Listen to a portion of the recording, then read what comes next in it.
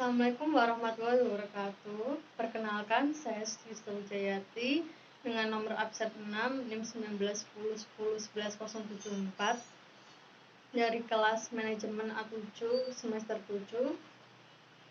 Di kesempatan hari ini saya akan monolog dengan tema SDG dengan topik nomor 8 yaitu pekerjaan layak dan pertumbuhan ekonomi.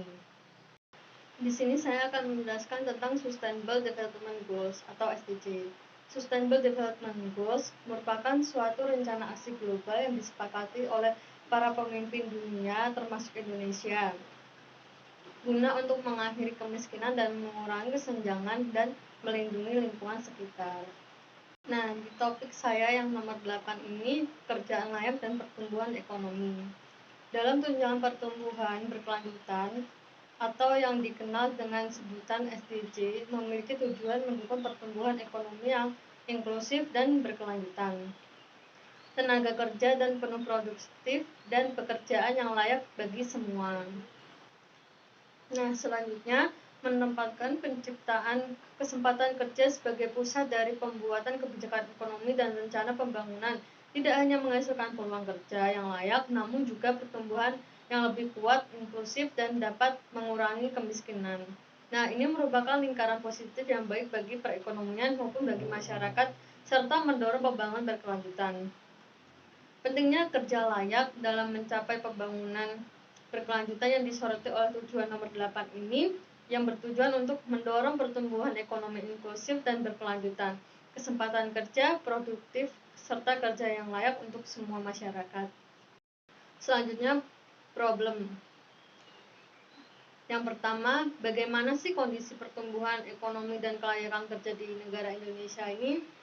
Dan yang kedua, bagaimana peran mahasiswa, pemerintah, dan pihak yang berkepentingan di Indonesia? Tindakan apa yang dilakukan agar goal nomor 8 dari SDG ini dapat terimplementasikan? Nah, kondisi pertumbuhan ekonomi di Indonesia sendiri yang saya cari dari data Badan Pusat Statistik, ekonomi Indonesia terus menguat pada triwulan 3 2022.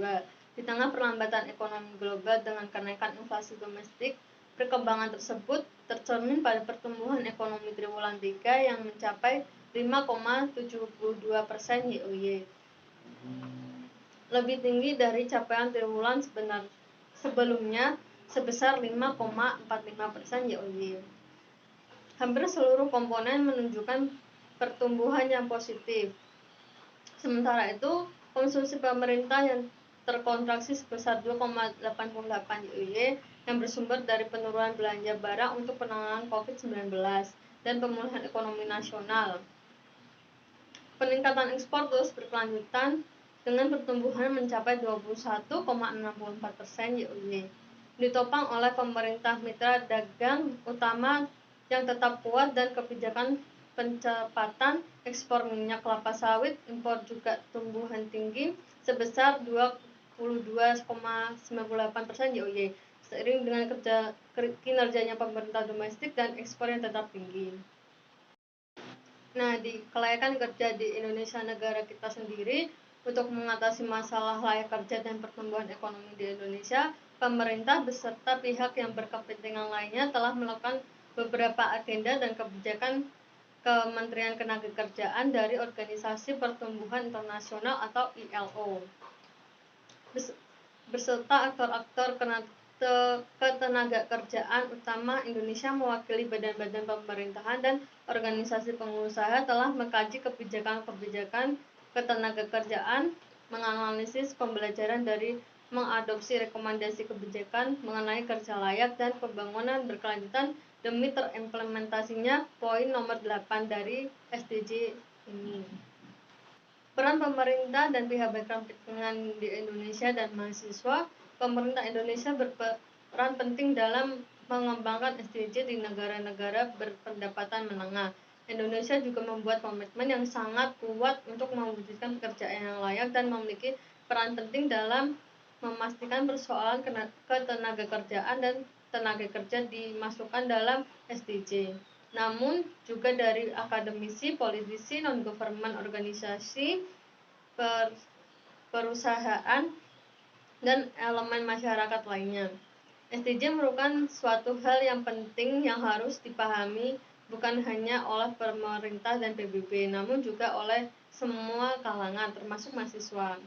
Nah, dari Pak Park menyatakan bahwa peran mahasiswa dapat berkontribusi untuk mendukung SDG melalui program volume gathering, baik secara online maupun offline. Untuk mewujudkan SDG dapat dimulai dari lingkungan kampus, yaitu mahasiswa atau ilmu perguruan itu sendiri.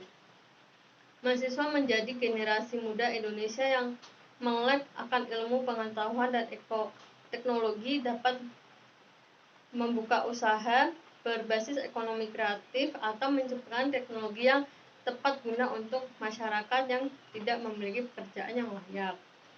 Nah, dari target pemerintahan Indonesia sendiri yaitu mempertahankan pertumbuhan ekonomi setidaknya 7%.